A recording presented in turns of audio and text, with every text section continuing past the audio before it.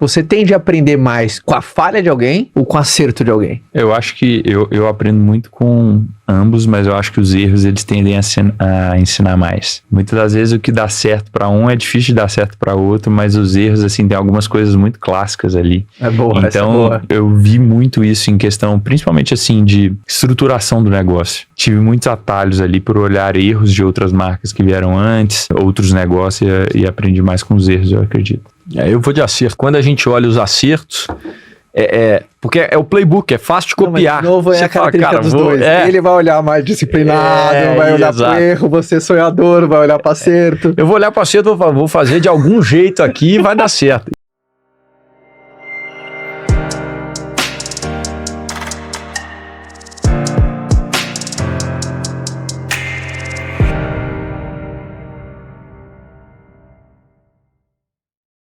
Então, como é que foi essa criação de vocês? Cara, acho que da história do meu pai, assim, ele começou do zero total, né? Perdeu o pai muito novo, perdeu o pai com 7 anos. E a mãe dele mudou, eles mudaram com os irmãos para uma cidade no interior de Minas, onde a gente foi criado, Divinópolis. E lá ele teve que começar a aprender a vender desde novinho, ele fala, né? Eles vendiam doce na rua, que minha avó fazia, chegou a engraxar sapato, lavava copo em bar, guerreirão. então assim, o que precisava ele fez. E aí depois ele construiu uma carreira como representante comercial, cresceu muito naquilo ali, e aí depois abriu os próprios negócios dele na área, né? Então tem uma distribuidora de tecidos, foi também depois para construção civil, então ele construiu o negócio dele é vender, ele é um cara que é vendedor nato, né? Não tem como, então a gente vivia isso aí desde pequeno com ele. O que você mais aprendeu com seu pai, Nani? Acho que, primeiro, humildade. Ele foi um cara que pra gente sempre mostrou que dificilmente você vai ser o melhor. Você tem que buscar isso sempre, mas ele fala, sempre vai ter alguém que pode superar. Então, tente isso. E ao fazer isso, você vai acabar chegando lá. Pode ser que você chegue. Então, acho que o primeiro valor dele foi humildade, mas é um cara que sempre mostrou pra gente o valor do trabalho duro, né? Acho que o DNA de vendas é muito nato, ele sempre trouxe pra gente a importância de você saber convencer as pessoas, levar as pessoas pro ponto que você quer. E sempre foi esse exemplo dentro de casa, essa figura forte, essa figura que estimulava a gente a correr atrás dos sonhos, né? Eu e o Gabriel, a gente tem histórias boas assim. Quando a gente fez 18 anos, nossos amigos estavam ganhando carro. Aí, assim, o Gabriel falou, meu pai saiu do zero, ele cresceu, conquistou tudo, mas ele falou pra gente, ó, eu não ganhei nada, eu não vou dar nada pra vocês. Então a gente via nossos amigos fazendo 18 anos de idade, todo mundo ganhando carro. E a turma, né, classe média alta, bem de vida no interior de Minas Gerais, você viu o cara ganhando um carro bom, você viu o cara podendo ir para um lugar XY e a gente nada. E o velho lá falando, ó, vocês têm que ir por vocês, porque eu não ganhei nada. Se eu der para vocês, vocês não vão dar valor. Então tem que aprender a conquistar. E foi assim que acho que a gente começou essa busca pelo nosso dinheiro, pelo que é nosso. E acho que até, a gente nunca falou sobre isso aqui, mas acho que provar também, né? Ó, eu sou bom também, pai. Porque a história dele traz um peso muito grande pra gente, no sentido de o cara é muito bem sucedido, ele é um vendedor. Sim. Então, na cidade todo mundo conhece, é sempre o cara que é o do filho relacionamento. são os filhos do Hernani, etc e tal. Então, ele é um cara muito respeitado.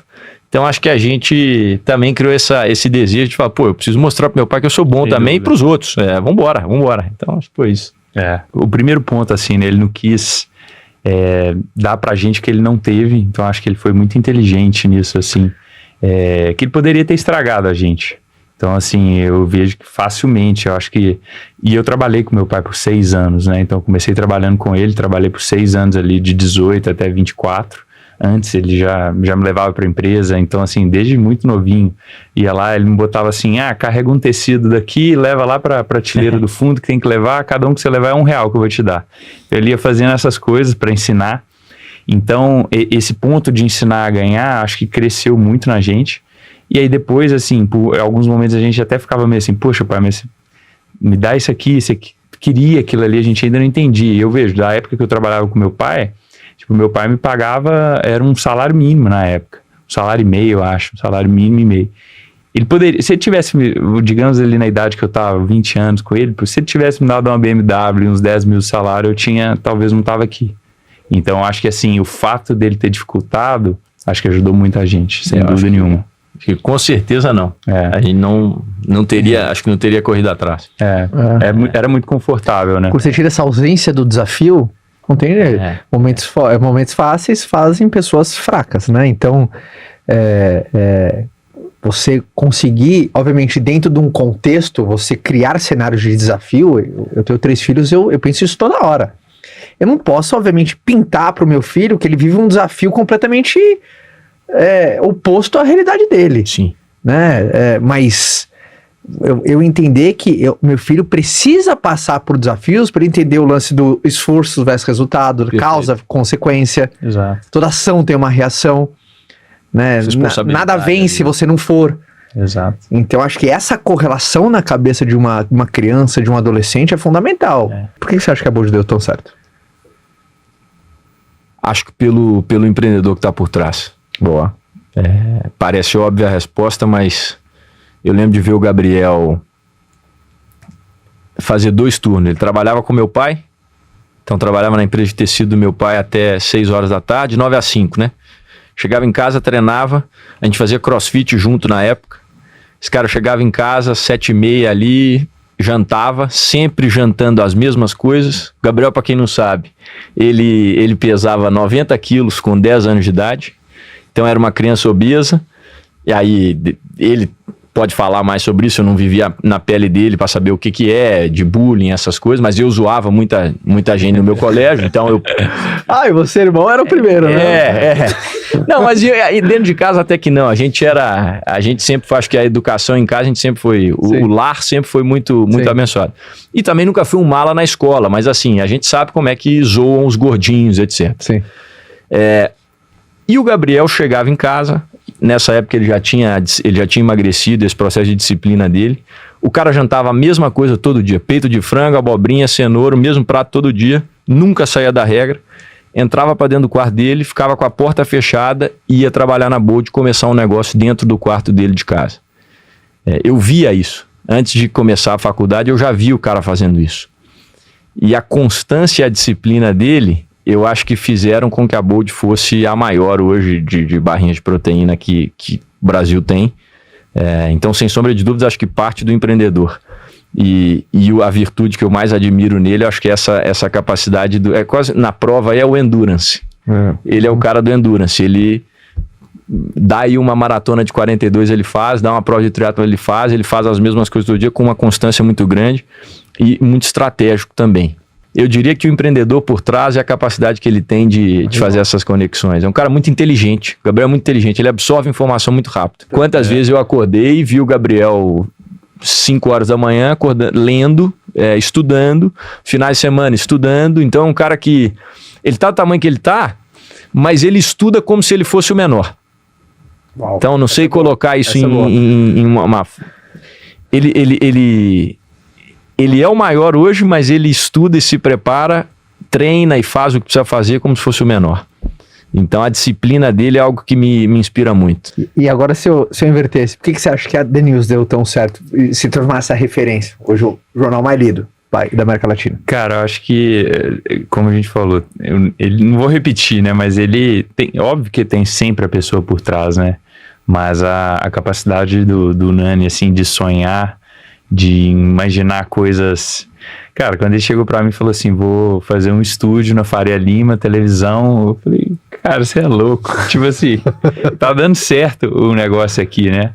E o The News, acho que o grande fato, assim, né, do sucesso do The News é a simplicidade do produto, né? Então ele atende uma dor que era muito latente das pessoas. Então, assim... Cara, quero me informar de uma maneira simples, de uma maneira, né, que para mim é confiável, que fala a minha língua, que é sem complicação. Então, assim, o The News foi muito direto nisso aí para as pessoas. Pegou uma coisa que... E também um timing muito bom de que... Onde as pessoas estavam caindo a confiança com a mídia tradicional. As pessoas indo para meios mais... rápidos, né? Então a gente falando de redes sociais, tudo. Então acho que The News entrou muito bem nesse time com ele. E aí ter essa capacidade de sonhar grande por trás, como ele tem, né? De tipo assim, né? Você pega um menino ainda, né? Pô, 28 anos de idade, do interior de Minas Gerais, pegou e montou um estúdio no meio da Faria Lima, assim, sem apoio de ninguém por trás. Tipo, é doido, né? Olha que legal, né? Disciplina e sonho grande. Né? Olha que combinação poderosa, né? Sonho grande, ou seja, visão e disciplina, né? Então, você acaba pegando a disciplina dele e do outro lado ele tá sempre assim, cara, tá sempre sonhando, né? Tá sempre sonhando. Do meu lado sempre foi mais a disciplina, igual ele falou, eu sou mais do endurance, vamos dizer assim, de se manter fazendo aquela mesma coisa ali por muito tempo. Mas o Nani, ele é muito bom para essa ideação, essa criação. Essa disrupção, né? Esse sprint de 400 metros, que você precisa ali pegar e tirar um negócio do zero, pensar o que vai fazer, como que vai fazer, e aí depois onde é o ponto que eu mais pego com ele é o quê? É depois conseguir se manter fazendo a mesma coisa, que uma pessoa que é igual ele, é difícil se manter fazendo a mesma coisa por um ponto. Tá sem querer fazer uma coisa nova, né? 10 ideias por dia. A gente é o saco, vamos pra próxima. Eu tenho 10 ideias por dia. Exato. Por dia. E aí ele me ajuda muito nisso, fala, Nani, foca e direcione. Acho que o Denilson foi muito disso. Quando eu comecei o negócio, eu estava envolvido no mínimo em 5 outros. Tinha 5 outras empresas, ou que eu participava, ajudava, fazia, tinha criado, estava tocando, e o Denilson. E aí, quando eu escolhi focar, muito por conselho dele, orientação dele, o negócio deu muito certo. Graças a Deus, voou. Então, acho que essa lição que ele traz de focar, disciplina, uma coisa, constância, isso é muito bom. Vocês já pensaram em jogar toalha em algum momento? Assim, pô, a Bold não tá indo, tal, eu não sei se eu tomei a decisão certa, será que era esse mercado? Já teve uma crise existencial ali, em algum momento, e você também fala, porra, eu tô viajando aqui, deixa meu irmão, né, tô viajando demais aqui, querendo fazer, porra, já teve alguma crise existencial? Cara, eu acho que largar tudo, não, porque eu agradeço muito a Deus, assim, porque é como se eu estivesse vivendo, fazendo o meu sonho, assim, tudo que eu sempre quis fazer. Então, assim, tem horas que é difícil desligar do negócio. Então, eu falo que, assim, tem momentos que são super difíceis, você fala assim, poxa, tá foda, tipo, um problema que você tá no negócio, uma grande decisão que tem que tomar, então, sim, tem esses momentos, mas de largar não, porque, como o Nando falou, eu vendo o produto que eu gosto, eu vendo o produto que eu consumo todos os dias, que eu acredito, eu acredito no propósito que eu tenho ali, né, de fazer com que as pessoas tenham uma nutrição melhor, que as pessoas se alimentem melhor sem deixar de lado o sabor. Então é uma coisa que transformou minha vida, né, igual ele falou, fui obeso, então quando eu introduzi coisas mais saudáveis na minha vida, realmente eu tive uma transformação. Então, para mim é muito, muito bom poder levar isso para as pessoas. E todas as dificuldades que eu vejo hoje também, que eu enfrento no negócio, como é meu primeiro negócio, comecei a trabalhar com meu pai de 18 a 24. Eu sinto que tudo que acontece de bom ou de ruim no negócio é bom para mim, é minha faculdade da vida que eu tô fazendo. Então, assim, é como se a cada estágio, cada ano do negócio eu estivesse evoluindo de estágio. Então, um problema que antes era grande para mim, eu falo, cara, agora não é mais. E aí você vai entender nisso. Então, assim, é bom também levar algumas porradas, porque vai criando essa casca. Tem sócios na Bold? Tem sócio. Tem o meu pai, que foi o sócio investidor inicial. Legal. Então, ele nunca se envolveu no negócio, mas ele foi o sócio investidor inicial. A gente começou o negócio com R$150 mil e até hoje foi só, mas nenhum investimento externo. E tem um terceiro sócio também, né, que é o Guilherme, que é uma pessoa que me ajudou muito na parte operacional, um dos nossos diretores lá hoje. E ele também é um sócio nosso, também tá na jornada aí com a gente. Que legal. Você começou sozinho? Comecei sozinho, depois trouxe mais 2 pessoas, uma ainda tá comigo, a outra não mais, e hoje a gente segue tocando. A gente tem quase 50 pessoas no time, eu falo que eu não quero ter mais de 50, que é igual o time de futebol americano. Só os melhores. Todo ano tem que cortar. Tem que cortar pelo menos tem que cortar 10%. Corta 10% e recruta mais 10%. A Cris Junqueira, ela estava no Powerhouse esse ano, ela falou algo que eu achei brilhante, assim, a colocação dela. Ela falou assim, o colaborador mais perigoso para uma companhia é o mediano. Por quê? Ele não sai, então ele não dá espaço. O bom, você retém, ele quer estar lá, tal. Aquele cara que não entrega, naturalmente, vai sair. Ele vai sair. Muito. Agora, o médio fica. Então, atenção com os médios, porque eles que estragam. E ele muitas vezes não te incomoda a ponto de você tomar a decisão rápida. Exatamente, isso que ela falou. Achei uma sacada muito boa. Quantos colaboradores tem a Bold hoje? Hoje a gente tá com mais ou menos 300. Boa. E assim, isso que ela falou é muito verdade. Né? Quanto mais o negócio vai crescendo em número de pessoas, você vai vendo quão representativo e quão importante realmente são as pessoas. Tipo, é tudo do negócio. Porque tudo que acontece hoje não tem como sair do CEO. Não vai mais. As pessoas que estão fazendo o negócio, executando o negócio, e assim, as decisões são tomadas por elas. Os caminhos que o negócio vão seguir, muitas vezes são tomados por elas. Então, assim, quando não se seleciona bem, né? Quando você deixa o mediano, a pessoa vai ficando ali, vai tomando decisão errada, aquilo vai se acumulando, realmente é o que prejudica os negócios. Você tende a aprender mais com a falha de alguém ou com o acerto de alguém? Eu acho que eu aprendo muito com ambos, mas eu acho que os erros eles tendem a ensinar mais. Muitas das vezes o que dá certo para um é difícil de dar certo para outro, mas os erros, assim, tem algumas coisas muito clássicas ali. É boa, então, essa é boa. Eu vi muito isso em questão, principalmente assim, de estruturação do negócio. Então, porque uma coisa é construir uma marca bonita para fora, uma marca que é desejada, né, um produto que as pessoas gostam, isso é o principal. Tudo bem, mas por trás precisa ser construída uma empresa de verdade para poder sustentar aquilo ali. E principalmente nos tempos atuais, assim, a gente vive muita coisa que muitas das vezes a gente olha assim para a internet, a gente olha a rede social e fala, pô, tá hypado, a marca tá voando, não sei o quê, mas quando você vai olhar para dentro, as pessoas não estão construindo ali o negócio de verdade. Então, assim, eu acho que eu tive muitos atalhos ali por olhar erros de outras marcas que vieram antes, outros negócios, e aprendi mais com os erros, eu acredito. Eu vou de acerto. Eu não devia até pela tua história, né? Você viu seu irmão acertando, você falou, pô, preciso acertar também, pô. Enquanto o Gabriel falava, eu lembrava, e acho que tanto do meu pai quanto dele. E acho que quando a gente olha os acertos, porque é o playbook, é fácil de copiar. Não, de novo, é a característica dos dois. Ele vai olhar mais disciplinado, vai olhar pro erro, você sonhador, vai olhar para acerto. Eu vou olhar para acerto, vou fazer de algum jeito aqui e vai dar certo. Mas o meu modo de aprendizado é muito de tentativa e erro. Eu perco muitas coisas por causa disso. Do Gabriel, acho que é diferente. O modo de aprendizado dele é mais...